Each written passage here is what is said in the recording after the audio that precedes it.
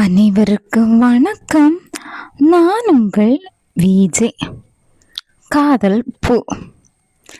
வாங்க கேட்கலாம். கேமா வசீகரமாய் சிரித்தாள். அருகில் வந்தாள். படுக்கை நுனியில் உட்கார்ந்தாள். தன் மடியில் மிருதுவாய் என் தலையை தாங்கிக் கொண்டாள். விரல்கள் என் தலையை கோதின. இது ஒன்றுதான் சொர்க்கம். கண்மூடி அந்த விரல்களின் கோதலில் லைத்தேன். சட்டென விரல்கள் விலகின. தலை தடுக்கென படுக்கையில் புரண்டது. கனவு கலைந்து விட்டது. ஷட். எரிச்சலுடன் கண் திறந்தேன். எதிரில் கேமா. இடுப்பில் கை வைத்துக்கொண்டு அதே வசீகர புன்னகையுடன் முன்னெட்டில் கொத்தாக நரைமயிர் விழுந்தது. கனையில் வந்தது 20 வயது கேமா. எதிரில் நிற்பது 60 வயது. முதுமையும் அழகுதான். சலசலத்து ஓடும் ஓடை போல அடக்கமான அழகுதான். சாருக்கு இன்னும் தூக்கம் கலையலையா? குரல் தேனாய் இனித்தது. அவளுக்காய் கை நீட்டினேன். கை பற்றி தூக்கினான். நல்ல கனவை கலைச்சுட்டடாமா. கனவுல யார் வந்தது? யாரு? நீதான். இந்த கிளவி இல்ல. முதல்ல பார்த்த குட்டி பெண் ஹேமாவாக்கும். அது கிடக்கட்டும், சீக்கிரம் எழுந்து வாங்க. ஸ்ரீமுகி வந்திருக்கா. புரியவில்லை. ஸ்ரீமுகியா? என்ன திடீர்னு? லெட்டர் கூட போடல. படுக்கையில் இருந்து எழுந்தேன். நீங்களே வந்து கேளுங்க. என்னம்மா புதிர் போடுற? பதில் சொல்லாமல் நடந்தான். ஸ்ரீமுகி யோசனையில் இருந்தாள்.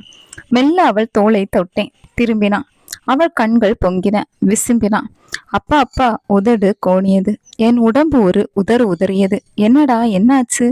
விழிநீர் துடைத்தேன். மார்பில் சாய்ந்தாள். அவள் இன்னும் குழந்தைதான். நர்சிங் ஹோமில் கேமாவை ஈசிக்கொண்டு படுத்திருந்த அதே ஒரு நாள் குழந்தைதான். அழாம சொல்லுடா. விம்மினா. வார்த்தைகள் வெளிவர மறுத்தன. கேமா அருகில் வந்தா. என்ன கேமோ, என்னாச்சு? ஸ்ரீமுகியின் கூந்தல் தடவினான். கண்ணம் விழித்தா. மெல்ல என்னிடமிருந்து விலக்கினான். ஸ்ரீ, வெந்நீர் வச்சிருக்கேன், போய் குளிச்சுட்டு வா. ட்ரெயின்ல வந்தது டயர்டா இருக்கும். ஸ்ரீ என் முகத்தை பார்த்தா. பின் அம்மா முகத்தை பார்த்தா. மெல்ல நகர்ந்தா. என்ன என்ன? என் குரல் பதறியது. கேமா சிரித்தான். இத்தனை வயசாகியும் இன்னும் அந்த பதட்டம் போகலப்பா. உங்ககிட்டேந்து. என்ன விஷயம்? ஏன் அழற?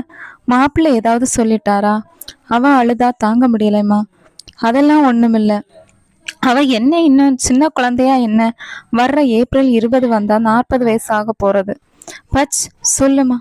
மத்திய மாவதி தான். மத்தியாவுக்கு என்ன? அவ யாரோ ஒரு பையனை லவ் பண்றாளாம்.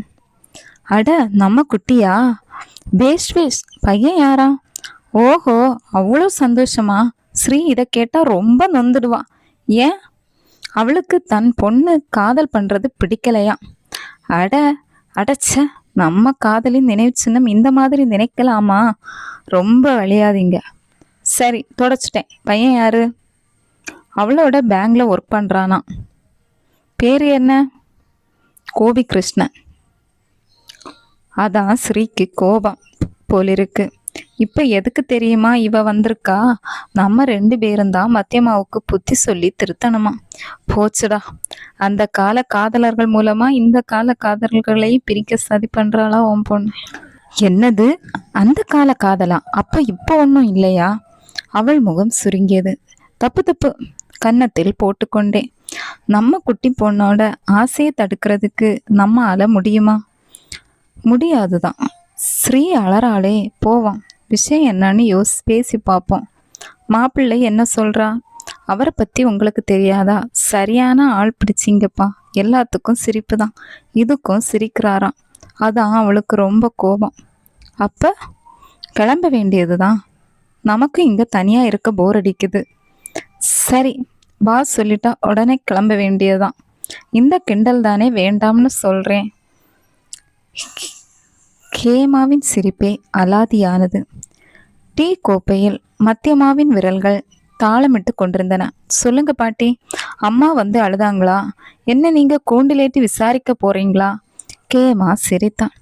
பரவாயில்லையே, குழந்தைன்னு நினைச்சிட்டு இருந்தேன். நல்லா பேசுறியே. லவ் பண்றது தப்புன்னு நீங்களும் சொல்ல போறீங்களா? காதல் தப்புன்னு சொல்லல கண்ணம்மா. ஆனா தப்பான ஆளை காதலிச்சிட கூடாதுல்ல. பிரிஜிடிஸ். கிருஷ்ணாவை பத்தி ஒண்ணுமே தெரியாம இது மாதிரி எப்படி சொல்லலாம்? பாட்டி சொல்றது எனக்கு பிரியல மத்தியமா. அவரை தப்பான ஆள்னு சொல்லல. உனக்கு பிற்காலத்துல தப்பா பற்றக்கூடாது, அதான் சொல்றான். தாத்தா, நீங்க சொல்றது புரியல.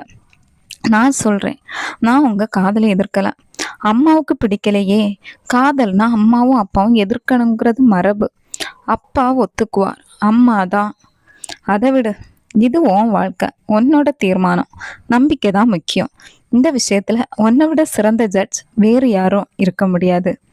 கிருஷ்ணா கிட்ட நீங்க 2 பேரும் பேசி பாக்குறீங்களா? அவன் பெயர் சொல்லும் போதெல்லாம் அவள் கண்கள் பளபளத்தன. இதுதான் காதல்.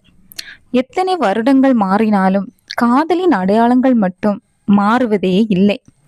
வேண்டாம், நான் அவனை இன்டர்வியூ பண்ணி உங்க காதலை கொச்சப்படுத்த விரும்பவில்லை. தேங்க்யூ பாட்டி. ஆனா உன் அம்மா அவ ஒரு பையனை தேர்ந்தெடுத்து உனக்கு கல்யாணம் பண்ணி வைக்கணும்னு ஆசைப்படுறாளே. எனக்கு இந்த சிஸ்டத்துல கொஞ்சம் கூட நம்பிக்கை இல்லை. எந்த சிஸ்டத்துல? இந்த அரேஞ்ச் மேரேஜ் சிஸ்டத்துல. கும்பல் கும்பலா வந்து என்ன பார்த்து அசட்டு கேள்வி கேட்டு வியாபாரம் பேசி நல்ல விலைக்கு பேசி எவ்வளவோ ஆபாசமா இருக்கு. மனசு தெரிஞ்சுக்காம முதல்ல உடம்ப தெரிஞ்சுக்கிற வக்கரம் எனக்கு சுத்தமா பிடிக்கல. மத்தியமா நீளமாக பேசினான். ஓஹோ, நான் என்னமோ நினைச்சேன் அந்த பையன் மேல பிரியம் வச்சுதான் இப்படி ஆனதுன்னு நினைச்சேன். ஆனா இப்பதான் புரியுது, அந்த அரேஞ்ச் மேரேஜ் சிஸ்டத்துல உள்ள குரூரத்திலிருந்து தப்பிக்க தான் இந்த காதல் என்கிற மாற்றுப்பாதையை தேர்ந்தெடுத்தியா? கடுமையாகவே கேட்டேன். மத்தியமா நகர்ந்து வந்தாள். என் கைகளை பெற்றி கொண்டா. ப்ளீஸ் ப்ளீஸ் அப்படி சொல்லாதீங்க. I love him so much. அவள் கண்களை நீர் துளித்தது. சி, என்ன பேச்சு இது? குழந்தைய மிரட்டாதீங்க. உங்க புத்திசாலித்தனத்தை காட்டுற நேரம் இது இல்லை. ஹேமா பரிந்து பேசினாள். ஒரு நிமிஷம். மத்தியமா விலகி போனான். வரும்போது அவள் கையில் ஏதோ வைத்திருந்தாள். இளமஞ்சள் நிற அட்டை, பச்சை மசியில் எழுத்துக்கள். கண்மணி, யதார்த்தத்தில் காதல் கூட ரோஜா பூதான். முட்கள் சூழ்ந்திருப்பதால் நம்பு. நம்மால் முடியும். இரத்த கீறலின்றி காதல் பூ பறிக்கலாம். காதலிக்கிறேன்னு சொல்லல, காதலிக்கிறாயான்னு கேட்கல. நாம் ஜெயிப்போம்னு சொன்ன நம்பிக்கையில் தான் தாத்தா கிருஷ்ணா கிட்ட தான் மயங்கினேன். கேமாவை பார்த்தேன். தலையசைத்தான். வாழ்த்துக்கள் மத்தியமா, உங்க கல்யாணம் என் பொறுப்பு. மத்தியமா துள்ளினாள்.